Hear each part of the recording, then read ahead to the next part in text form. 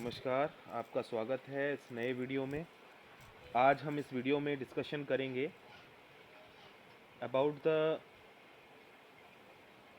Responses to abiotic factors. तो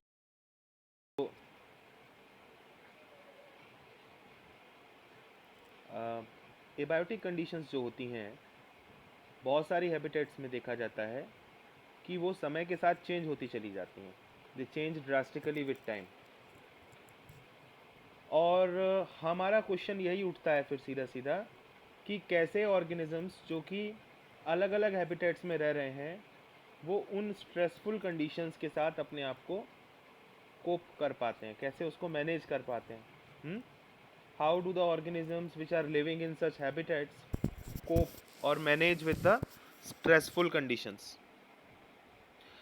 इस प्रश्न का जवाब पाने से पहले हमें ये जान लेना चाहिए कि इतना सारा जो इतनी वेरिएबिलिटी है एनवायरनमेंट में, ये जो एनवायरमेंटल फैक्टर्स हैं, अगर ये बहुत ज़्यादा चेंज होते हैं तो इससे ऑर्गेनिज्म को क्या फ़र्क पड़ना चाहिए और क्यों ऑर्गेनिज्म को डर लगता है या प्रॉब्लम होती है बदलती हुई कंडीशंस के साथ। तो पहले तो हमें ये समझ लेना चाहिए ऑर्गेनिजम्स कैसे अडाप्ट करते हैं किसी कंडीशन में, वो तो अलग बात है, लेकिन उन्हें फ़र्क क्यों पड़ता है तो ये भी हमें जानना ज़रूरी है। आप ये भी सोच सकते हो कि इतने मिलियन ऑफ ईयर्स हो गए हैं और एवोल्यूशन चल रहा है।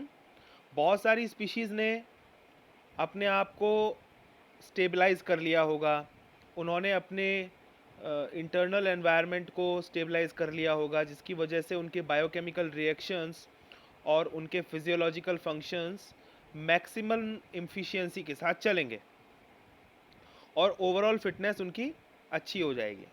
आपने यही तो सोचा होगा कि भाई इतने साल हो गए, एवोल्यूशन चल रहा है, जो भी स्पीशीज़ आज प्रेजेंट हैं, एग्जिस्ट कर रही हैं, उन्होंने इतने लाखों सालों में अपने आप को बिल्कुल मैक्सिमम फिटनेस के लिए रेडी कर लिया होगा और उनकी इफ़िशियंसी एकदम बढ़िया होगी। जैसे कि उनको this constancy for example could be in terms of optimal temperature or osmotic concentration of the body fluids. तो इस कंसिस्टेंसी का मतलब ये है कि उनका टेम्परेचर स्टेबलाइज्ड रहेगा और उनका जो ऑस्मोटिक कंसनट्रेशन है वो भी ठीक रहेगा, क्योंकि वो तो एकदम से फिट हो चुके होंगे अपने एनवायरनमेंट के साथ, सारे के सारे जितने भी लिविंग ऑर्गेनिजम्स हैं हमारे आसपास, है ना। तो इसका मतलब क्या हुआ, उनका ideally then the organisms should try to maintain the constancy of their internal environment and the process is called as homeostasis despite varying external environmental conditions that tend to upset its homeostasis. तो बाहर चाहे कितना भी मौसम change हो रहा हो, बाहर चाहे कितना भी वाटर की क्वालिटी चेंज हो रही हो, लाइट की क्वालिटी चेंज हो रही हो, ऑर्गेनिज्म जो है, आज हम एक मन में एजम्पशन लाएं कि हाँ उसने अपने आप को इवॉल्व कर लिया है, तो सारे ऑर्गेनिजम्स ने अपने आप को बिल्कुल स्टेबलाइज कर लिया होगा, अपने होम्योस्टेसिस को अच्छे से मेंटेन करके रखा होगा। तो होम्योस्टेसिस का मतलब क्या है कि होम्योस्टेसिस का मतलब ये है कि हमारी बॉडी चेंजिंग एनवायरनमेंट में अपने आप को स्टेबलाइज करती है ना। हमारी बॉडी अपने आप को नॉर्मल कंडीशन में ले आती है हमेशा, दैट इज़ होम्योस्टेसिस। तो हमारा इंटरनल एनवायरनमेंट हमेशा कांस्टेंट रहता है, जिससे कि हमारे प्रोसेसेस बहुत बढ़िया तरीके से होते हैं। तो क्या सारे ऑर्गेनिजम्स इस तरीके से होम्योस्टेसिस को मेंटेन कर पा रहे होंगे? क्या इसके लिए हमें एक एनालॉजी स्टडी करनी पड़ेगी, है ना। Let us take an analogy to clarify the important concept. जैसे कि होम्योस्टेसिस अगर हो, आप जैसे आपकी बॉडी है वो एनर्जी से होम्योस्टेसिस मेंटेन करती है ना। ऐसे ही अगर हम किसी पर्सन के लिए सोचें कि वो कैसे होम्योस्टेसिस मेंटेन कर रहा है अगर उसकी बॉडी ना मेंटेन कर रही हो। जैसे suppose a person is able to perform his best when the temperature is at 25 and he or she wishes to maintain it even when it is scorchingly hot or freezingly cold outside. बाहर चाहे कितना ही ठंडा हो या कितना ही गर्म हो, वो अपने आप को 25 पर रखना चाहता है। अब इसके लिए घर पर क्या कर सकते हैं या कार पर क्या कर सकते हैं? भाई सब जगह पर आप एसी लगा सकते हो, घर पर, कार पर, वर्क प्लेस पर आप एसी लगा सकते हो और अपना जो एक्सटर्नल एनवायरनमेंट है वो आप कांस्टेंट रख सकते हो। इससे उसका जो परफॉर्मेंस है पर्सन का, वो मैक्सिमम ही आएगा, अच्छा ही आएगा। Here the persons homeostasis is accomplished not through physiological but artificial means. तो यहाँ पर उस इंसान को अपनी बॉडी फिजियोलॉजी से एनर्जी खर्च करके अपना होम्योस्टेसिस मेंटेन नहीं करना पड़ रहा। उस इंसान ने क्या किया, एयर कंडीशंस इंस्टॉल कर लिए और जहाँ पर वो रहता है वहाँ पर, जहाँ जिस मोड से वो ट्रैवल करता है उससे, और जिस वर्क प्लेस पर वो काम करता है वहाँ पर सब जगह एसी इंस्टॉल कर लिए। तो टेम्परेचर जो एक्सटर्नल टेम्परेचर था वो उसने सही कर लिया, स्टेबल कर लिया। तो इंटरनल स्टेबिलिटी की उसको ज़रूरत नहीं पड़ी, क्योंकि वो 25 पे ऑप्टिमम परफॉर्मेंस करता है। तो 25 डिग्री सेल्सियस एक्सटर्नल उसका मेंटेन हो गया। तो क्या ये जो तरीका है ये सारे ऑर्गेनिजम्स के लिए संभव है? क्या सभी ऐसा कर सकते हैं? नहीं। क्या बाकी ऑर्गेनिजम्स किसी और मेथड के ऊपर डिपेंडेंट हैं या वो कन्फर्मर हैं? क्या वो एक्सटर्नल एनवायरनमेंट के साथ अपने आप को भी चेंज करते हैं, क्योंकि उनके पास इतनी एनर्जी नहीं है कि वो ये सब कर सकें? आपको क्या लगता है होम्योस्टेसिस का जो प्रोसेस है ये एनर्जी कंटेनिंग प्रोसेस है? क्या इसमें एनर्जी का खर्च होता है? बिल्कुल हाँ भाई, इसमें एनर्जी कंजम्पशन होता है। तो सारे ऑर्गेनिजम्स धरती पर होम्योस्टेसिस मेंटेन नहीं कर सकते। रेगुलेटर्स जो हैं वो बहुत ही कम है अर्थ पर। ज़्यादातर ऑर्गेनिजम्स कैसे हैं? Conformers. Most of them are conformers. जैसे कि प्लांट्स हैं, जैसे कि वो हैं रेप्टाइल्स हैं, जैसे कि एम्फीबियंस हैं, फिशीज़ हैं। ये सब क्या हैं? कन्फर्मर्स। आइए इसके बारे में हम आगे अगले पेज में पढ़ते हैं।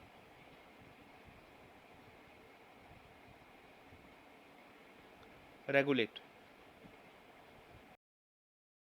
Some organisms are able to maintain homeostasis by physiological means, which ensures constant body temperature, constant osmotic concentration, etc. तो कुछ ऑर्गेनिजम्स धरती पर ऐसे हैं जो अपने इंटरनल टेम्परेचर को और अपने ऑस्मोटिक कंसंट्रेशन को सही रख सकते हैं। वो रेगुलेशन करते हैं अपनी कंडीशंस का, जैसे कि बर्ड्स और मैमल्स। यहाँ पर आपको ध्यान देना है। And very few lower vertebrates and some invertebrate species are some invertebrates, some lower vertebrates, mammals and birds. These are the examples of regulators because they regulate their temperature, osmotic concentration. So this is called as thermoregulation and osmoregulation. Evolutionary biologists believe that the success of mammals is largely due to their ability to maintain a constant body temperature. और evolutionary biologist ये बात मानते ही हैं कि ये जो mammals हैं ये इतना सक्सेसफुल इसीलिए हुए हैं बिकॉज इन्होंने अपने बॉडी टेम्परेचर को कंट्रोल करना, मेंटेन करना सीख लिया है, इसीलिए इतनी सारी जगहों पर फैल गए। दे thrive whether they live in Antarctica और सहारा डेजर्ट। इसीलिए सहारा में चले जाएं या आप अंटार्कटिका में चले जाएं, आपको ह्यूमन बींग्स आपको मिल जाएंगे रहते हुए वहाँ। कारण यही है कि वो अपने इंटरनल बॉडी टेम्परेचर को अपनी फिजियोलॉजी से कंट्रोल करते हैं। कैसे कंट्रोल करते हैं, हाउ, ये हम देखते हैं। The mechanisms used by most mammals to regulate their body temperature are similar to ones that we use. We maintain constant body temperature of 37 degrees Celsius. In summer, when outside temperature is more than our body temperature, we sweat profusely. The resulting evaporative cooling, similar to what happens with desert cooler in operation, brings down the body temperature. तो क्या होता है कि summer time में जब बाहर temperature ज़्यादा होता है तो आपकी बॉडी जो है पसीना छोड़ने लगती है, जिसकी वजह से आपकी बॉडी में इवेपोरेटिव कूलिंग स्टार्ट हो जाती है, यानी वो पसीना फिर इवेपोरेट होता है और आपकी बॉडी हीट को डिसिपेट करता है। धीरे धीरे आपकी जो बॉडी है वो ठंडी होने लगती है, यानी जो एक्स्ट्रा जो आपकी बॉडी में हीट आ रही थी वो निकल जाती है। विंटर में क्या होता है, जब टेम्परेचर बहुत कम हो जाता है, 37 से भी कम हो जाता है आपके एक्सटर्नल एनवायरनमेंट का, तब क्या होता है, तब आपको शिवरिंग स्टार्ट होती है, आप कांपने लगते हैं। And because of shivering heat is produced in the body and this raises the temperature of the body. तो ये फिजियोलॉजिकल प्रोसेस हैं जिससे कि आप रेगुलेट कर पाते हैं। प्लांट्स के पास ऐसा कोई मैकेनिज्म नहीं है कि वो अपने इंटरनल टेम्परेचर को मेंटेन कर पाएँ। इसके अलावा मैंने एम्फीबियंस, रेप्टाइल्स और बहुत सारे इनवर्टिब्रेट्स और बहुत सारे लोअर वर्टिब्रेट्स के बारे में आपको बताना चाहूँगा कि ये सारे के सारे कैसे हैं, कन्फर्मर्स हैं, क्योंकि बिकॉज ये कंट्रोल नहीं कर सकते अपने इंटरनल टेम्परेचर को। अब देखते हैं कन्फर्मर्स। An overwhelming majority यानी 99% of the animals and nearly all plants cannot maintain a constant internal environment. उनका जो टेम्परेचर है वो बाहर के टेम्परेचर से कंट्रोल होता है, जितना बाहर होता है उतना ही उनकी बॉडी का टेम्परेचर होता है। The aquatic animals In aquatic animals also, osmotic concentration of the body fluids change with that of the ambient osmotic concentration. तो बहुत सारे एक्वेटिक एनिमल्स हैं जिनमें क्या होता है कि उनकी बॉडी का जो सॉल्ट कंसंट्रेशन है वह बाहर के सॉल्ट कंसंट्रेशन से कंट्रोल होता है, तो वो अपने आप ऑस्मो रेगुलेशन नहीं करते हैं, ठीक है ना। These animals and plants are termed as conformers, उन्हें हम कन्फर्मर कहते हैं, जो केवल कन्फर्म करते हैं। अब इसका बेनिफिट क्या है, इंटरनल एनवायरनमेंट अगर हमारा कांस्टेंट रहे, इसका बेनिफिट क्या है, क्योंकि इससे इससे क्या होती है, इफिशिएंसी बढ़ती है हमारी, ये बेनिफिट है। तो आप इतना बेनिफिशियल प्रोसेस है अगर रेगुलेशन, तो सभी लोग रेगुलेट क्यों नहीं करते हैं, है ना। Why this conformers had not evolve to become regulator, क्यों इन कन्फर्मर्स ने एवोल्यूशन से अपने आप को रेगुलेटर्स में कन्वर्ट नहीं किया है। तो अब इसका आंसर कहाँ छुपा है, यहाँ छुपा है इस लाइन में, जो हमने पहले एक डिस्कशन किया था एसी के बारे में। कितने लोग हैं इस धरती पर जो एयर कंडीशन का प्रयोग करके आसानी से जीवन जी सकते हैं, बहुत कम है, ठीक है ना। आपको धूप में निकलना ही पड़ेगा, आपको ठंडे मौसम में निकलना ही पड़ेगा, काम करना ही पड़ेगा, तो बाहर परिस्थितियाँ लगातार बदलेंगी। अब आपकी बॉडी को अपना होम्योस्टेसिस मेंटेन करने के लिए एनर्जी खर्च करनी ही पड़ेगी। तो जैसे अगर मान लो इंसानों को लगातार सभी को एसी अवेलेबल होता ऐसे, है ना, सारे एनिमल्स को एसी, जो मैमल्स हैं, बर्ड्स हैं, इनको ऐसी कंडीशंस, कांस्टेंट कंडीशंस मेंटेन मिलती हैं पहले से, तो फिर इनको क्या रेगुलेटर बनने की ज़रूरत पड़ती है, रेगुलेशन करने की ज़रूरत इनको बिल्कुल नहीं पड़ती। लेकिन अब क्योंकि कंडीशंस चेंज होती हैं और इन्होंने अपने आप को इवॉल्व किया है हाई इफ़िशियंसी के लिए, क्योंकि बिकॉज ये एक्टिव बहुत होते हैं, अपनी एक्टिविटी को अच्छा रखने के लिए अब इनको लगातार अपने इंटरनल एनवायरनमेंट को कांस्टेंट रखना पड़ेगा, और उसके लिए फिर इनको रेगुलेशन करना पड़ेगा। तो आज कितने लोग एसी अफोर्ड कर सकते हैं, बहुत कम लोग, है ना। तो बाकी लोग क्या करेंगे, जो जिनके पास एसी नहीं है वो क्या करेंगे, कैसे करेंगे, वो थर्मो रेगुलेशन करेंगे। कैसे करेंगे, स्वेट निकालेंगे या वो शिवर करेंगे, ठीक है, जिससे कि वो अपने बॉडी टेम्परेचर को नॉर्मल कर लें। So thermoregulation is energetically expensive for many organisms. अब ये थर्मो रेगुलेशन जो है ये कन्फर्मर क्यों नहीं करते हैं, बिकॉज ये बड़ा महंगा प्रोसेस है, इसमें एनर्जी खर्च होती है। And this is particularly true for small animals like shrews and hummingbirds. Hummingbird हैं, श्रियू है, श्रियू कैसा, चूहे जैसा दिखता है, थोड़ा बड़े साइज़ में होता है, और हमिंग बर्ड जो है ये बर्ड है। तो ये एनिमल्स चाहे छोटे हों चाहे बड़े, सबको एनर्जी खर्च करनी पड़ती है अगर इनको थर्मो रेगुलेशन करना है। हीट लॉस और heat gain is a function of surface area. तो जो स्मॉल एनिमल्स होते हैं ना, इनका सरफेस एरिया ज़्यादा होता है, ये ध्यान रखिएगा। बिकॉज क्या होता है, open for the exchange of heat, okay. जो स्मॉल एनिमल्स होते हैं इनका सरफेस एरिया ज़्यादा होता है, रीज़न ये है कि इनका जो एवरी बॉडी पार्ट होता है वो इजीली एनवायरनमेंट के कांटेक्ट में आ जाता है, तो अगर इनका हीट लॉस होना होता है तो बड़ा जल्दी हो जाता है। कोई छोटा सा ऑर्गेनिज्म है उसका हीट लॉस जल्दी होगा as compare to the large organisms, ये आप ध्यान रखिएगा। Since small and heat loss और heat gain is a function, just 1 minute, heat loss or heat gain is a function of surface area, okay, and small animals have large surface area relative to their volume. जो small animals हैं उनका जो surface area है उनके volume के comparison में ज़्यादा होता है, इस वजह से वो बहुत जल्दी हीट को लूज़ कर देते हैं या बहुत जल्दी गेन कर लेते हैं. So they lose body heat very fast when it is cold outside, and so they have to expend energy to generate body heat through the metabolism. अब इसलिए इनको क्या करना पड़ता है, बहुत ज़्यादा एनर्जी खर्च करनी पड़ती है अपने बॉडी के अंदर हीट को मेंटेन रखने के लिए, बिकॉज अगर वो रेगुलेटर हैं और ठंडे मौसम के अंदर प्रेजेंट हैं तो उनको लगातार एनर्जी खर्च करनी पड़ेगी, बिकॉज हीट लॉस हो रही है उनकी बॉडी से बहुत तेज़ी से. उनका साइज़ छोटा है, उनकी जो वॉल्यूम है और उनका जो सरफेस एरिया है उसमें देखा जाए तो उनका surface area relative to their volume is more, so they have to spend more energy just to maintain their body temperature. And this is the main reason why small animals are not found in the polar regions. इसलिए आपने देखा होगा कि polar regions हैं, यहाँ पर आपको polar bear मिलेगा, बड़े एनिमल्स मिलेंगे, स्मॉल एनिमल्स आपको नहीं मिलेंगे. So during the course of evolution, the cost and benefit of maintaining a constant internal environment are taken into consideration. Some species have evolved ability to regulate, but only a limited range of environmental conditions, beyond which they simply conform. तो अब जो third category है वो क्या है, partial regulators. मतलब उसमें क्या होता है पार्शियल रेगुलेटर्स में, कि कुछ समय तक तो वो रेगुलेट कर सकते हैं अपने आप को, लेकिन उसके बाद फिर वो क्या करते हैं, कंफर्म करते हैं. मतलब कि वो थोड़ा सा तो एनर्जी खर्च कर सकते हैं एनिमल्स अपने बॉडी टेम्परेचर को मेंटेन करने के लिए, लेकिन उसके बाद फिर उनको अगर और कंडीशन चेंज होती हैं एनवायरनमेंट की, और तापमान बढ़ता है या और घटता है, तो वो फिर कुछ नहीं कर पाते, फिर वो कंफर्म करते हैं. तो they are known as partial regulators. तो उसमें कौन आ जाते हैं पार्शियल रेगुलेटर्स में, इसमें आप एग्जाम्पल के तौर पर आप लिख सकते हैं पार्शियल रेगुलेटर में.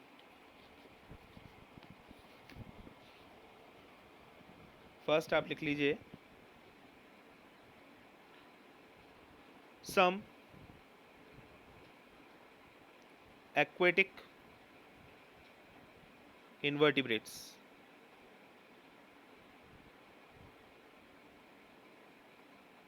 एंड इसके बाद आप लिख लो second ground squirrel. Ground squirrel गिलहरी, ठीक है ना. इसके बाद थर्ड आप लिख सकते हैं, एक मिनट,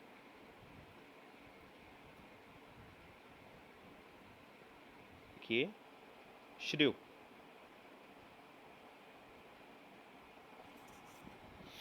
तो ये एग्जाम्पल्स आप लिख सकते हैं इसमें. अब चलते हैं नेक्स्ट पार्ट पर. सो इस काम करते हैं, पहले एक बार हम उसको ग्राफ को देख लेते हैं. Yes, figure 13.3. इसमें देखिएगा सम ऑफ देम.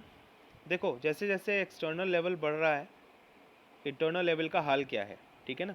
तो देखो कुछ ऑर्गेनिजम्स ऐसे हैं जिनमें एक्सटर्नल लेवल जितना भी बढ़े या जितना भी कम हो उन पे कोई फ़र्क नहीं पड़ता, उनका इंटरनल लेवल कांस्टेंट है. तो वो क्या है, रेगुलेटर्स. इनका इंटरनल लेवल कांस्टेंट है. कुछ ऐसे हैं जो जैसे जैसे टेम्परेचर चेंज होता है, बढ़ता है या कम होता है, ठीक है, उनका इंटरनल लेवल भी बढ़ता है या कम होता है लीनियर वे में. तो दे आर कन्फर्मर्स. मतलब जैसे जैसे टेम्परेचर बढ़ेगा उनका टेम्परेचर भी बढ़ेगा, या जैसे जैसे टेम्परेचर घटेगा उनका टेम्परेचर भी घटता है. तो कन्फर्मर और जो रेगुलेटर्स है वो हमने देख लिया. अब थर्ड है कैटेगरी पार्शियल रेगुलेटर की. ये वो हैं जैसे कि हमने डिस्कस किया था, ग्राउंड स्क्विरल, श्रिव है, सम एक्वेटिक इन्वर्टिब्रेट्स हैं, ये सब ये क्या है, लिमिटेड रेगुलेटर्स या पार्शियल रेगुलेटर कहलाते हैं, है ना. तो ये they are intermediate between conformers and regulators. They are able to maintain homeostasis up to a certain limit, okay, beyond which they behave like conformer. तो क्या होता है कि ये अपने होम्योस्टेसिस को, देखिए आप यहाँ पर देख पाएंगे इनिशियली क्या हो रहा है कि दे बिहेव लाइक कन्फर्मर्स. तो देखो जैसे जैसे टेम्परेचर राइज़ कर रहा है तो इनका भी टेम्परेचर थोड़ा थोड़ा राइज़ कर रहा है, लेकिन एक लिमिट आएगी.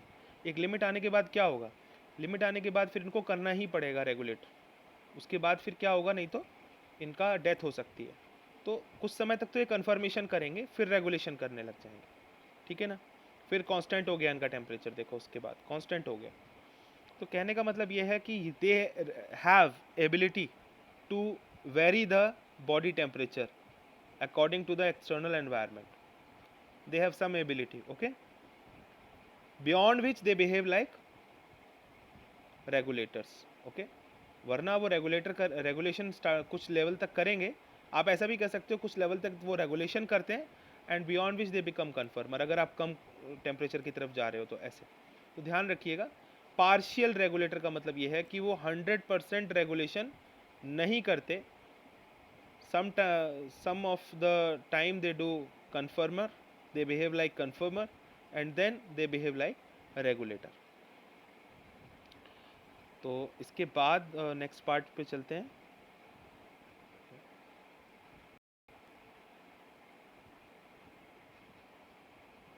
If the stressful external conditions are localized, localize का मतलब अगर ये जो स्ट्रेस भरी हुई कंडीशंस हैं ये लोकलाइज्ड रहें, मतलब किसी एरिया में ऑर्गेनिज्म रहता है और वहाँ पर ये बनी रहें, है ना, शॉर्ट ड्यूरेशन के लिए, तो उस ऑर्गेनिज्म के पास दूसरे रास्ते भी हैं।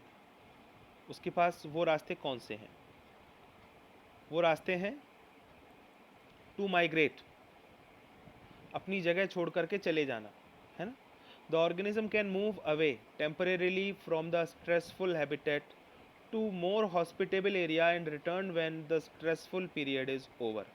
ज़्यादा अच्छी जगह पर जहाँ उसको अच्छा भोजन मिले, अच्छा रहने सहने को मिले, वो वहाँ चला जाएगा, कुछ समय के लिए माइग्रेट कर जाएगा ताकि उसकी एनर्जी कम खर्च हो, क्योंकि कंडीशंस ख़राब हैं। तो माइग्रेट करना भी एक अच्छा ऑप्शन हो सकता है। In human analogy, strategy is like a person moving from Delhi to Shimla during the duration of summer. हम भी तो ऐसा करते हैं कई बार, हम अपने आप को बचाने के लिए गर्मी से हम दिल्ली से शिमला चले जाते हैं जब गर्मियाँ ज़्यादा होती हैं।